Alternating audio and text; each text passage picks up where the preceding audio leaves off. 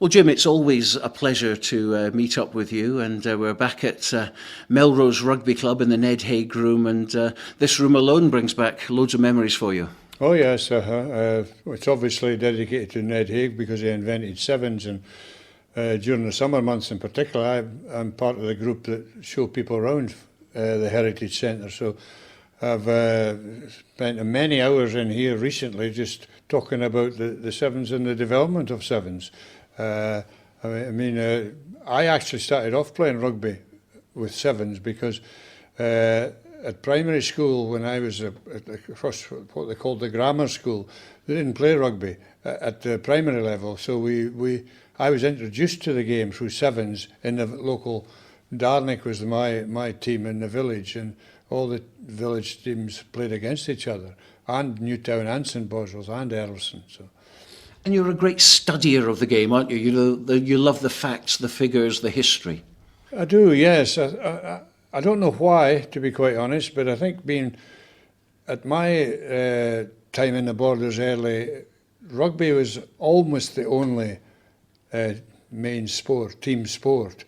A lot of football played and other things done, but rugby was the main sport. It isn't now, I don't think, but it was.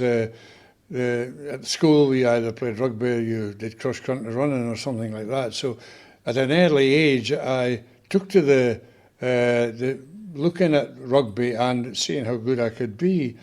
And one thing I learned very quickly when you were in the Borders, even 1920, if you played for a decent club, and there were many decent clubs, good clubs in the Borders, you could play rugby and see the world. And it wasn't the main reason for playing rugby, but you could be, if you're good enough, you could play for the South, you could play for Scotland, and eventually some of us played for the Lions, and so you got to see the world, having, just started a game at primary level when you're 9 or 10 years old. You didn't need to move anywhere. You could do it through your club, school, club, district. South of Scotland were the top district when I was coming up through the ranks, and Scotland was a gateway to going to places. And of course it's very different now.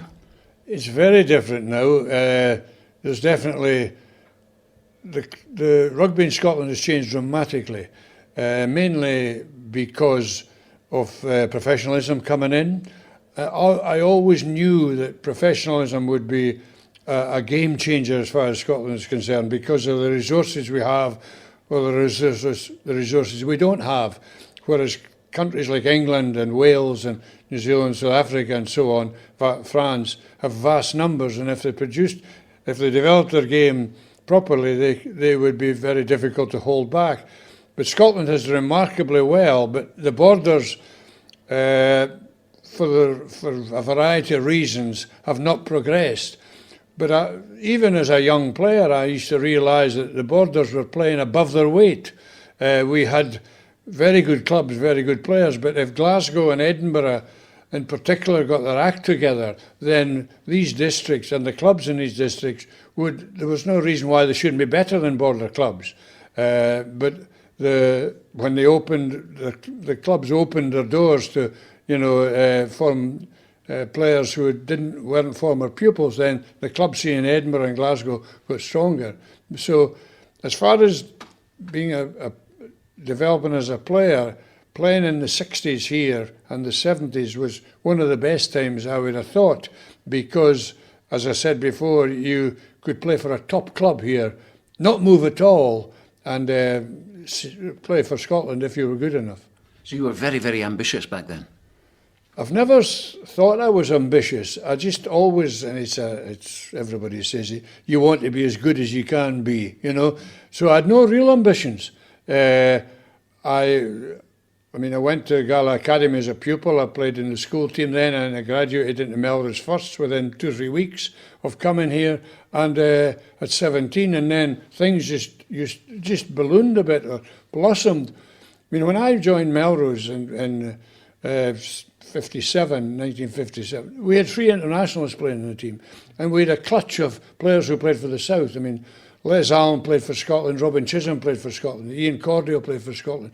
But in the first 15, we had Wat Hart, David Chisholm, Eck Hasty, Frank Laidlaw eventually, Derek Brown. So I was lucky in the sense that I was brought into a system that was successful, and it just went from there. And I must have taken to rugby, and I wouldn't say I was ambitious. I just wanted to be as good as I could be and take it very seriously. I was a serious rugby player. I went to New Zealand in '66 with the Lions and came back full of bright ideas about how to play the game, how to coach the game. And because I was a teacher, I think I was used to groups, talking to groups about the subject I taught, but also about rugby and sport. So it was natural for me to pass on my information to others. And so my coaching career took off from a teaching career. And I taught at different schools, but I always coached the rugby team at every school I was at. And you've been linked with Melrose, of course, all your life. There's obviously something, a big special bond between you and the club. Yeah, I think the very fact that I was well looked after when I came in, and when I was 17, 18, people like Robin Chisholm, Derek Brown, and particularly Leslie Allen, they took me under their wing. And in fact, the first year I played here, I wasn't aged to drink. And strange though it may seem, you didn't drink until you were 18. Well, I didn't. And what heart was there to take me to the pictures and not go to the pub? So I was well looked after. And I've always been a one-club person. As a player, I didn't want to play for anybody else. And as a coach of a club team, I never wanted to coach anybody else.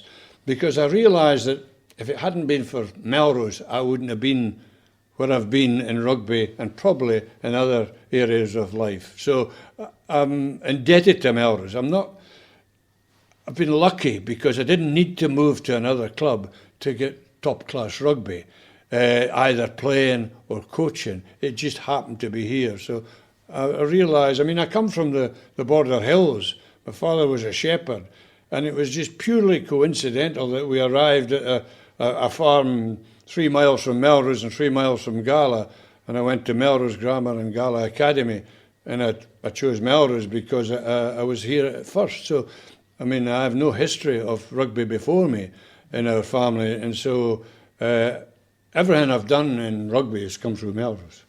And you've won many caps for Scotland as well, of course, and a very successful player that has to be said, captain of your country as well. I remember seeing you, first of all, I think 1968, Scotland-England-Murrayfield was my first match as a 7-year-old, and you were captaining there. And the reason I got into rugby was because I was at Trinity Academy, and Gordon Connell was the scrum half, and that he won his cap that day, along with Ian Robertson. So those were my memories, 8-6 to England, and a very dreek day. We've had quite a few of them. But going back to your playing side, after your playing career, was coaching a natural development for you? Yes, I was actually coaching and playing. And after 1966, the tour to New Zealand, I was captain a few times, a few years, and I took the training because in New Zealand they had coaches. In Scotland we didn't have coaches, and so, as I've mentioned, it was natural for me. I've always been a bloke who was in charge. Even in the school I seemed to be in charge of cricket teams, athletic teams, rugby teams. And so I liked to give orders. So it was natural that I organised the training and did the coaching. And in fact, there was a time in the early 70s when there was the SRU were appointing advisors, coaching advisors and so on, and becoming a part of a panel, and they were worried that I would, if they gave me too high profile a job as a coach, I think it was for the B team or something, that it would be from my point of view, it'd be a feeling that I'd had to give up rugby, have to give up playing, but I was still playing, but I was in line to be coached to the B team. That's how, at that time, you didn't have a career player and then coach. Derek Grant, for example, coached and played at the same time as I did. So it was normal for that. It was natural for that. Now, your first cap was against France, 1964, and you also won your cap the same day as people like Peter Brown, of course, from Gala, who's been a great teammate and rival as well. Mm-hmm. And you played a French team there who had, I think, 5 caps in the pack. So Scotland won that day, but not the most memorable of games, presumably. No, it was only a few days after New Year, and I remember rugby players at Melrose took New Year quite seriously then. We didn't drink all that much. It was about the first week after New Year, and the team had just been announced, and it was a pouring wet day. We won 10-0, and that's about all I can remember about it. It was, but it wasn't like beginning of February. Now it was early because I think the All Blacks were there. The All Blacks had been touring there, and so that the season was disjointed, and so it was. But a lot of games at that time were not very memorable. You know, the pitches got heavy. It seemed to rain a lot more, and so it was a great occasion, obviously, and there was a few new caps. Peter played in the second row, and I played in the back row, but eventually he took over as number 8 from me. But he played for Gala. I don't think he played at that time, but he came down to Gala to play, because Gala was with Hoyk, always the strongest border teams. Gala, Hoyk and Melrose somewhere about 3rd place. So yeah, I've had many memories, good memories of Gordon and of Peter Brown, and on tours and playing for Scotland. Now, for someone who wasn't, as you said yourself, that ambitious, you were certainly good enough to play for your country and then go on to the British Lions.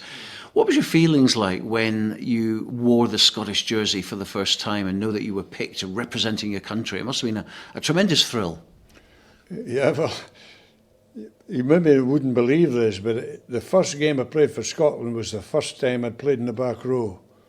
I played in the second row for Melrose, and I played from the second row for the Borders. And I remember out on the pitch there behind us, Les Allen, who was a centre and had played stand-off, and he gave me some ideas on how to tackle people from the side of the scrum. I'd never played in the side of the scrum before. And so it was a bit of a step up to play.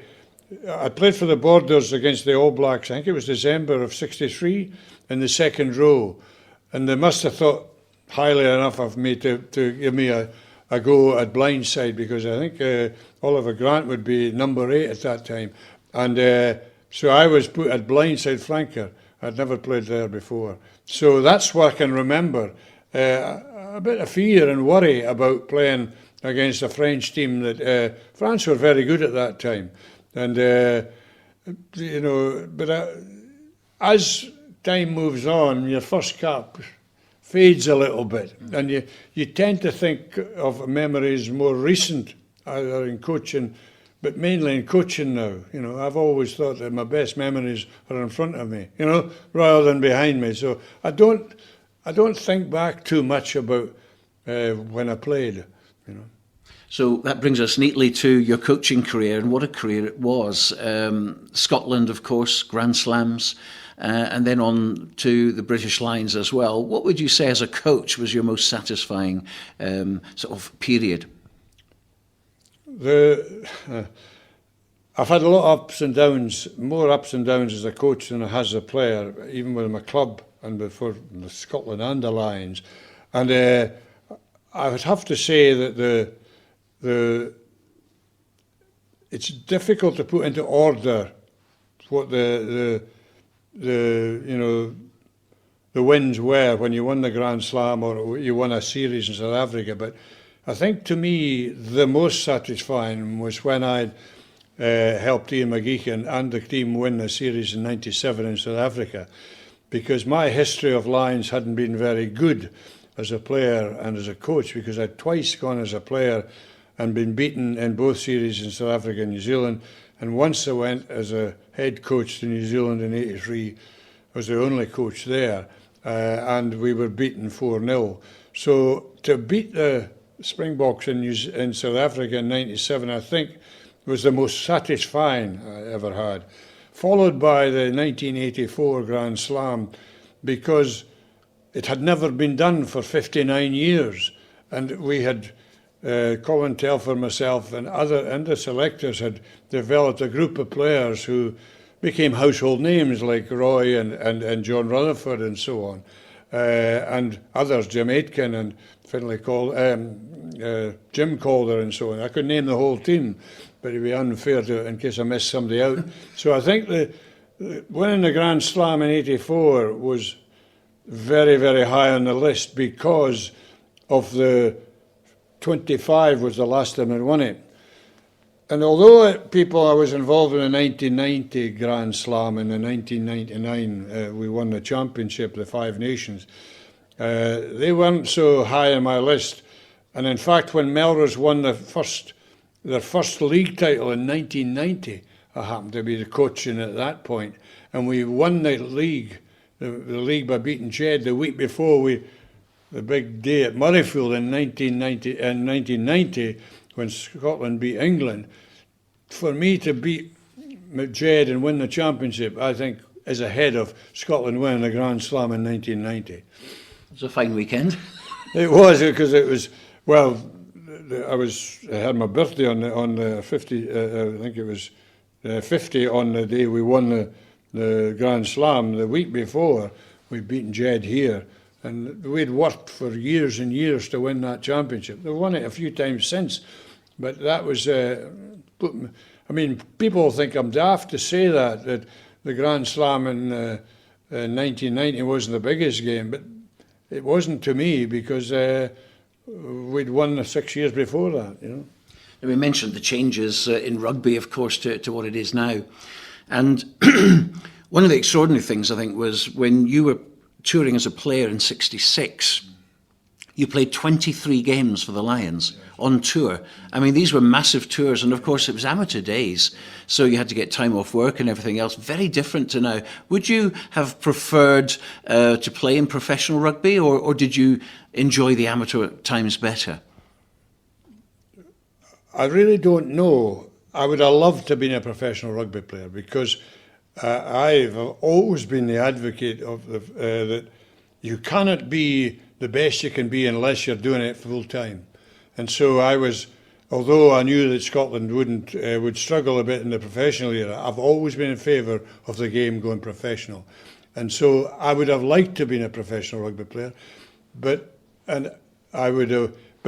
having a job and playing the game had its benefits as well. You could switch off and do your day job and then switch on to being a player and a coach in the amateur days. So a lot of people say, oh, the amateur days were the great days and so on. We played at the best time, and we involved in rugby at the best time. I don't agree with that. I'm not saying it wasn't a great time, but the rugby is, to me, at the top level now, is of far higher quality than it was when I was coaching and playing, simply because the players and the coaches spend so much time on it. There's lots of things wrong with the game, you know, and I get bored watching it sometimes when you go to about 30 phases in it and there's nothing much happening. And I think we have to look at how the game is played now. But there's no doubt that the skills now and the potential now is far greater than it was when I played, and what you expect of players now. Pitches have improved, the grounds have improved, but the John Rutherfords and the Roy Laidlaws and the Jim Rennicks and the Ian Milnes and Colin Deans, you could mention umpteen players. They would have been as good players now as they were then. They would have fitted into the professional era. The players haven't suddenly become, you know, far better simply because they are better. They would have been great players in the past. The players in the past would have been great players now. So they've got every opportunity now. I think it's more difficult in the Borders now, because I'm not wanting to go into the history of what's happened in the Borders. I was all in favour of professionalism in the Borders. Didn't work out, and people who with the semi-pro and so on, coming the Pro 6 or whatever it's called, then I think that most of the clubs in the Borders have lost their identity a lot, and they're losing players. You know, they'll lose players to Edinburgh and to probably Melrose in the Pro 6. So that there's a lot of decisions made 20 years ago by club officials. They weren't the best for players in the Borders. Do you have worries, concerns that some of the clubs in the Borders, we've got 15 of them at the moment who are playing senior or East League regional rugby. How concerned are you that some of these clubs are going to go down effectively because of what's happened? It may be that it's just a fact of life that they do go down in places that used to flourish at rugby. Like Langham, for example, and Berwick, for example. Maybe it's just the wind of change that they struggle. But I could see some clubs folding, and in fact Walker Burn, I think, don't fulfil many fixtures, and I believe in some of the clubs are short of numbers and so on. And so I can see them. Yeah, it's now a cottage industry. In the Borders. Rugby's a cottage industry where it used to be the main industry of rugby in Scotland. So, yeah, I would have my fears, but I find the club officials, when I used to come down and talk to them with the union, and we were the big bad enemy, they had an attitude that I didn't like of, we're the Borders, what can you tell us? We invented the game, we invented 7, the Border League. You know, you owe us something. Well, I'm sorry, but that's not the way of the world. And the Borders still produce some very good rugby players. It's only recently I've stopped coaching the Wasps, and a few years before I coached teams that, Gregor Hunter and people like, I didn't have much to do with them, but, Stuart Hogg and so on. There's still nuggets, as we used to call them, in the Borders that can be developed to be really good players. But whereas nuggets now, they used to be almost gold mines before. And I'm worried that the coaches in the Borders now, we used to have good players who became good coaches. Now the players are all leaving or are not there. And the coaching development in the Borders will become poorer because of lack of experience at the top level. So I think that the Borders, they can say what they like, the presidents and this, they can say how great their club is and so on, but has serious problems, and they're not necessarily about to address them. I'm not so sure if the young player, when he retires now, wants to become part of a committee or a club that's moving forward. And so you still have a lot of older people who are dedicated. I'm not saying they aren't, but you're right, they'll have to swallow their egos, and this I-been attitude is completely wrong as far as rugby is concerned. It might be okay with the festivals in the summer when there's the Brolad and Kelsey Laddie and Jether Garland, and you can go around on the Standard Bearer and stuff and the Cornet, but that affects nobody else but the little place they come from. Rugby, you're on the world stage, and we're becoming periphery now. In 2005, maybe you'll remember it, Stuart, at the AGM there, that's when Scottish rugby changed, when they got rid of the Borders in Glasgow and Edinburgh and, as it was, Caledonia, and the clubs went their own way. And clubs in the Borders, they used to cooperate a lot in producing players for the South in Scotland. That's not the case now. And it's as if you stand up for yourselves. And so you change the whole system of how the game is run, with the council and a Premier 1 representative, a Premier 2 or whatever they call them nowadays. And the South identity went. So I don't think we'll, unless there's a dramatic change of attitude, we'll get the South identity back again. And I applaud people who want to see the South played. But, playing, but some clubs refuse to send their players there. Melrose, for example, let's be honest, they don't want the players playing for the South because in their eyes, they've got more important things to do. Now, that changed in 2005 when the annual general meeting changed it to the structure it is now. And I think the borders just disappeared then. Would you have preferred a kind of a district setup again? Because the districts always seemed to be very good back then. Whether it would work now is another matter. Or do you think the Super Six is the way to go? I don't see the borders of the South being resurrected again. I don't. And I'm have an open mind about the Super Six. I really don't know what the agenda of the union is. I'm sure the agenda of the teams involved will be to win as many games and championships as they can. And I'm not saying that it's from a player's point of view, it might be a good idea, but it's an unknown territory, and I would hate to think that a club like Melrose, for example, have a breakaway group that run the pro team, and the rest is left, fallow and doing not all that much. I mean, Melrose itself has been a very successful club in the last X number of years. As far as I could see, there was no real need to change. They've always welcomed players. Even in my day, they came from Edinburgh to play for Melrose, and as they did for probably Gala at the time as well. So I'm surprised that the clubs want to go down that route, because the club will change completely.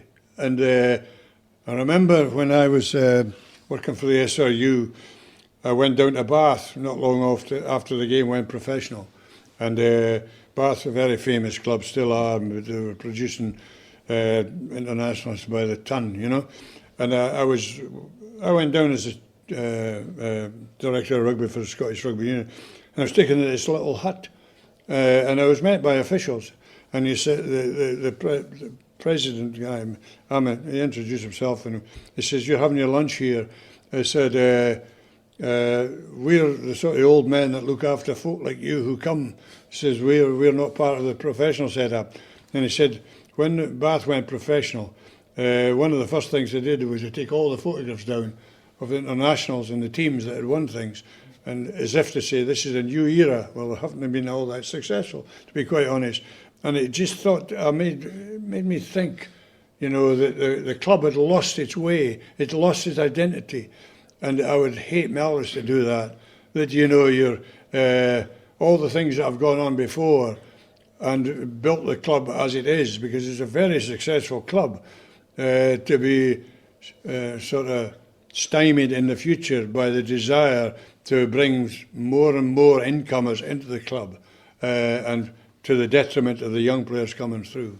Because Melrose, now with its catchment area of Erleston High School, where the boys and girls used to go to Kelso or to Berwickshire High School, now all come to Erleston High School. It's a huge catchment area, and they produce a lot of good rugby players, and they always will.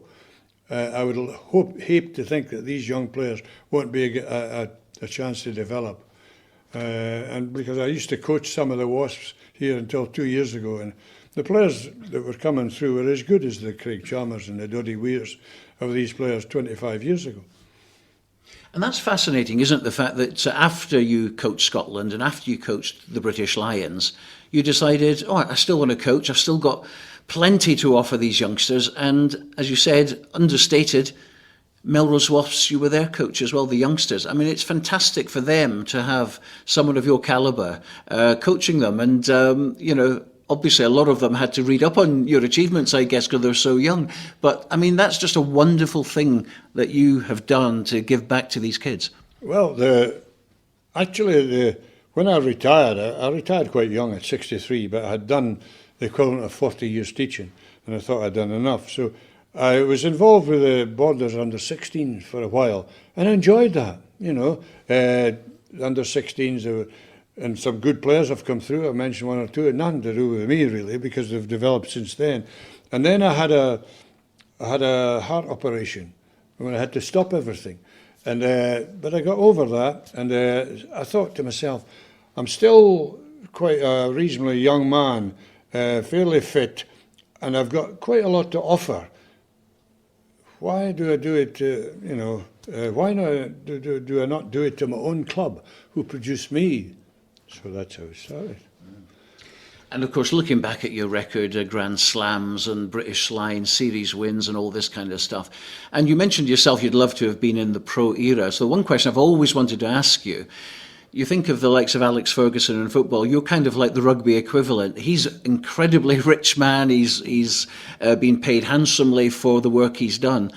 But really, if you look at the achievements that you've made as well, I mean, you could be in a castle by now. Well, actually, at rugby, money's never motivated me either in my job or in my rugby career. I mean, I went to 6 different schools because I love schoolwork, teaching, and then the administrative side, and then being the headmaster.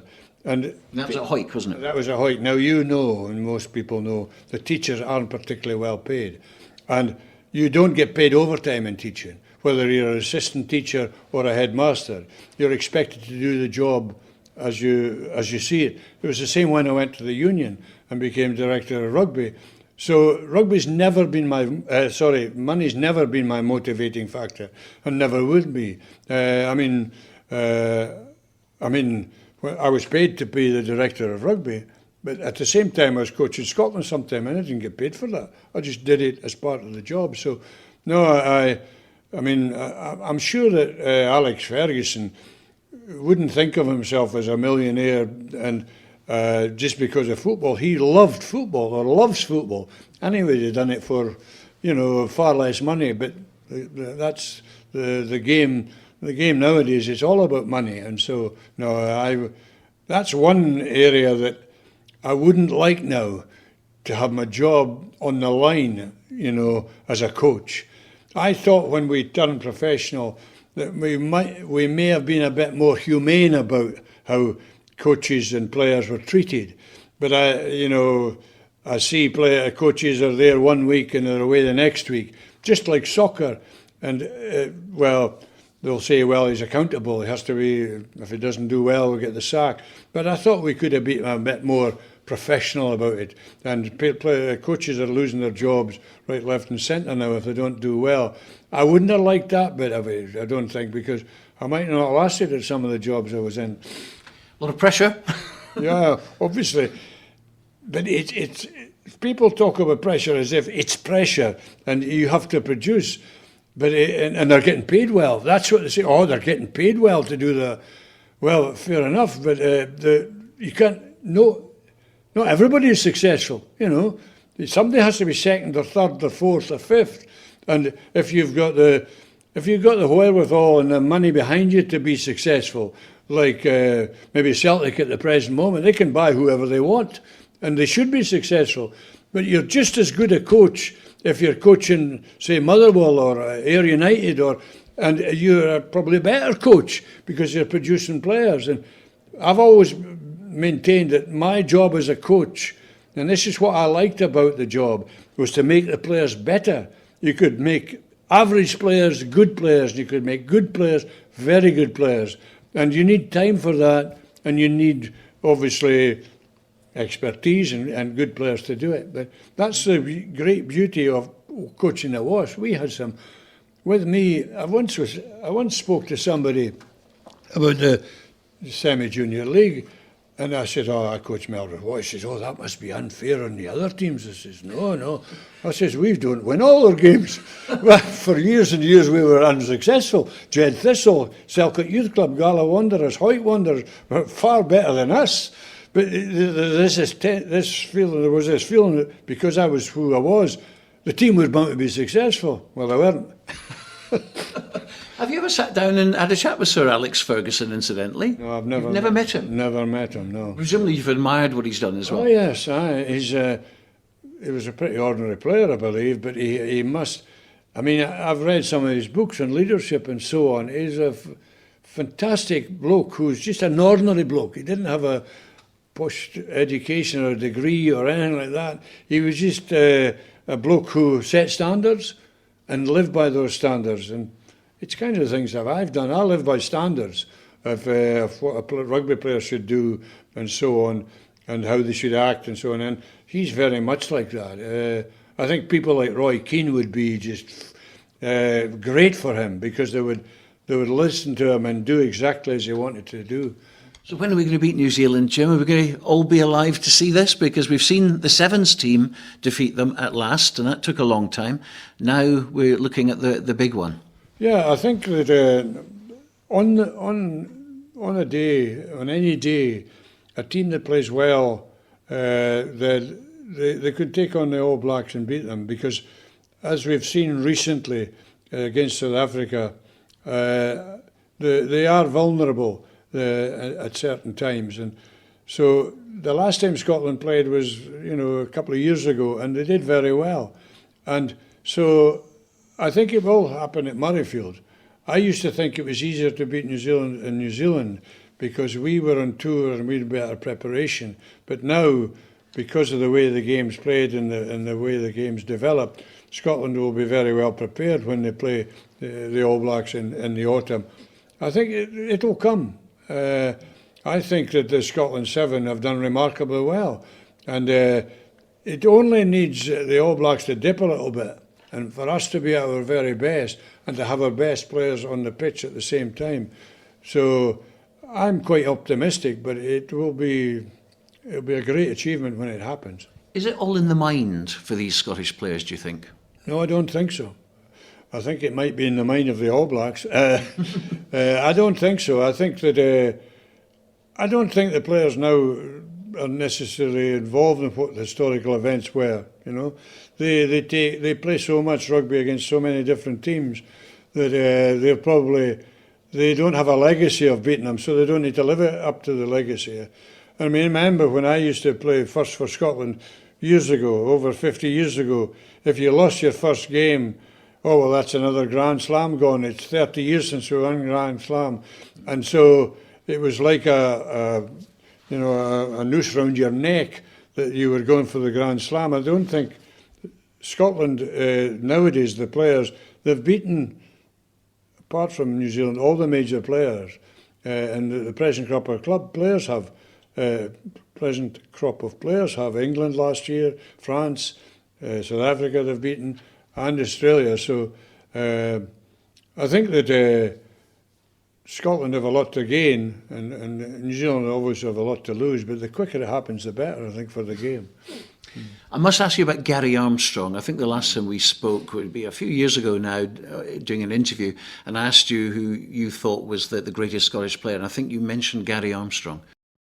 Yeah, it's a very difficult thing, and it's a very subjective thing to say who's the best rugby player, because on a different day it could be something different, someday not Gary, but when I put everything together on what a player should be to be a really top-class Scottish player, I think Gary Armstrong comes the closest to that, because he was really a back and forwards clothing, and he played like a forward a lot of the time, and he played like a back at other times.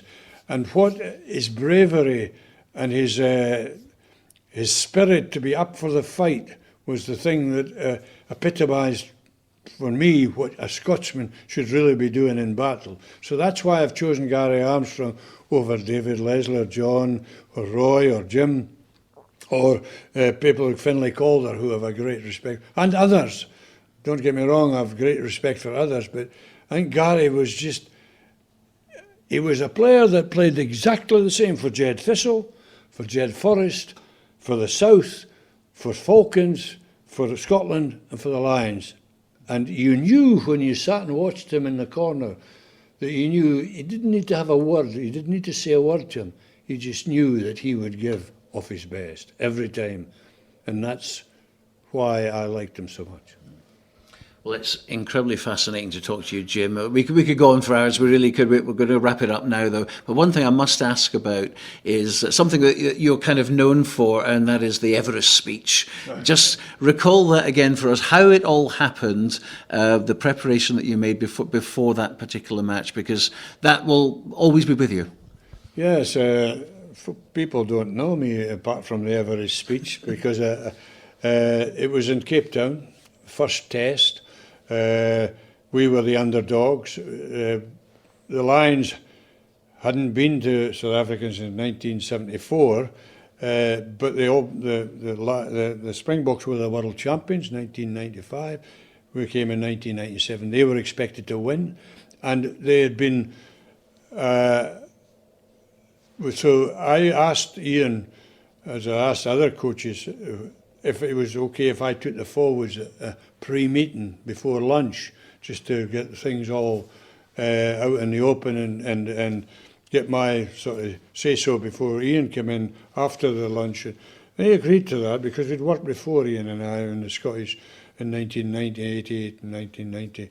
And so I had read the South African press. They didn't respect our scrum. They didn't respect our line out. I had it all written up, and I turned what they were saying about us to our advantage and say, look, they don't respect you. They think you're this, you think you're that, you think you're that. And so the Everest bit just, I don't know why I used it, because I've never used it before and I've never used it after. But it just, when you've got good players in front of you, Stuart, you can say anything you like to them because you can lambast them, you can take them down as low as you can get because they know, you know they're good players. And so I took them down very low and said, you're going to get wiped off and all that sort of stuff. They don't rate you and so on. But this is your chance. And so I build them up. And so it ended up on the top of Everest. That's how it came around. I mean, I had a set of chairs in with a net over because I used to use it, getting players to go under the net. I had a great thing about forward play being low and dynamic and so on. And the net was just there as a reminder. It was like in a theatre, a prop. And we looked at the net, we talked about the net and the height we had to be, because if we didn't outscrum them, we were going to be massacred, They had huge props, and we had two little boys, Paul and Tom, who were pretty inexperienced. So I think the message got through and we played quite well. Mm-hmm. It did work, didn't it? It did work, yeah. But often my speeches didn't work. Well, let's just concentrate on the positive, shall we? The Everest was fantastic. Jim Telfer, lovely to talk to you as always. Thanks very much. Thanks very much. Thank you very much.